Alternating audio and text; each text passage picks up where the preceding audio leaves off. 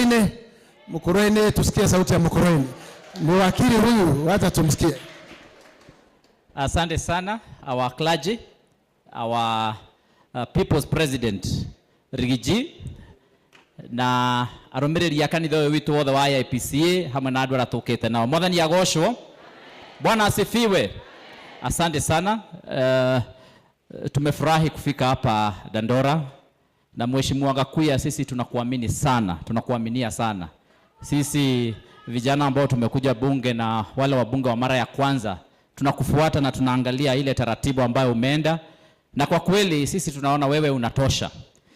Tukiangalia ile mambo inaendelea hapa Nairobi, tunaona ni kama kuna sarakasi inachezwa. Watu wenye wako katika serikali wameanza kukosa ideas.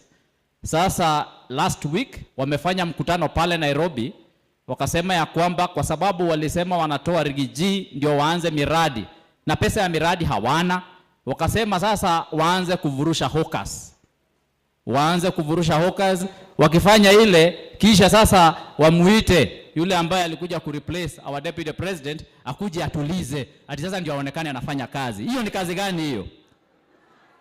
Hao watu wameanza kukosa ideas na hawana sababu ya kuanza kuvurusha vijana wetu. Tumewasikia pia wengine kule Rift Valley wanasema ya kwamba wanataka rais afanye kazi kwa miaka 24. Watu wako katika kichwa mzuri kweli. Watu tunawaelewa. Wameanza ile kazi ama yale maneno ambayo yalikuwa yanasemwa katika ile serikali nyingine. Walikuwa wanasema ya kwamba wako na deep state na watatuweza. Hawa nao wameanza kutetemeka. Sasa wanasema ya kwamba yule ataenda miaka zaidi ya 10. Na mimi nashangaa hata hii 5 umeshindwa, ile 24 utatoa wapi? Na mimi nasema tunawaelewa na tunajua ile kitu wanajaribu kufanya. Number 1, wamekataa kuweka IBC. Ndio wajaribu kuona kama watazuia elections kufanyika 2027. Hiyo tunawamulika sana. Sasa hivi tunaongea hakuna kijana hata mmoja amesajiliwa katika orodha ya kupiga kura kwa miaka 2 ambayo imepita. Hii wiki inakuja tunachangamkia hiyo maneno na hata hiyo tunapeleka kotini. Ukiangalia tena wanataka kudisenfranchise our judiciary. Tunajua ya kwamba wanaona ya kwamba Martha Koome aliwasaidia kule mbele, lakini aliweza kusimamia ukweli 2022. Sasa wanajua ya kwamba kule mbele atasimamia ukweli. Sasa wamempangia wamtoe kabla 2027 ifike, na hiyo yote tunaelewa. Tunajua ya kwamba pia watu wetu ambao walidanganywa wamtoe Rigiji, wakaambiwa ya kwamba watafanyiwa project. Saa hizi kuna maswali magumu sana watajibu. Tuliona kule Lamu siku ya jana. Mkutano iliitwa ya wabunge wote wa kule Lamu, isipokuwa wabunge ambao wamechaguliwa ambao wako na majina inafanana na majina ya mlima. Hawakuitwa kwa ule mkutano.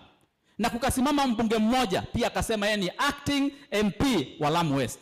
Na tena wakasema ya kwamba wanataka kuwatoa wale watu wetu wako kule Lamu. Na kulikuwa na Duale amekaa hapo na ni waziri wa serikali. Duale, mimi nataka nikuulize, wewe ndiye uliyemtuma ule mbunge kwenda kusoma atatoa watu wetu kutoka kule Lamu? Na ni kazi gani ambao mnaifanya hii ya kujaribu kuchochea watu wetu ambao mmechaguliwa na mmekataa kusimama na ukweli? Tunawaambia wabunge ambao mmechaguliwa, sasa mmekaa pale tunapigwa, watu wetu wanapigwa, na mmekaa chini mnapiga makofi. Kwani nyinyi mko namna gani? Mliambiwa mtoe Rigiji, mtapewa project. Iko wapi project saa hizi?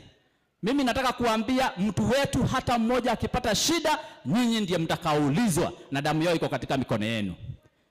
Ya mwisho, Your Excellency, tunagojea sana na hamu ile matangazo ambayo utatupatia mwisho wa mwezi huu. Lakini mimi ningependa kuuliza Your Excellency, ukitupatia lile gari ambalo unataka litupeleke huko mbele, mimi nataka kusema kwanza usitupatie number plate.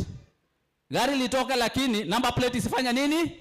Isitolewe. Hawa ni wakora Your Excellency.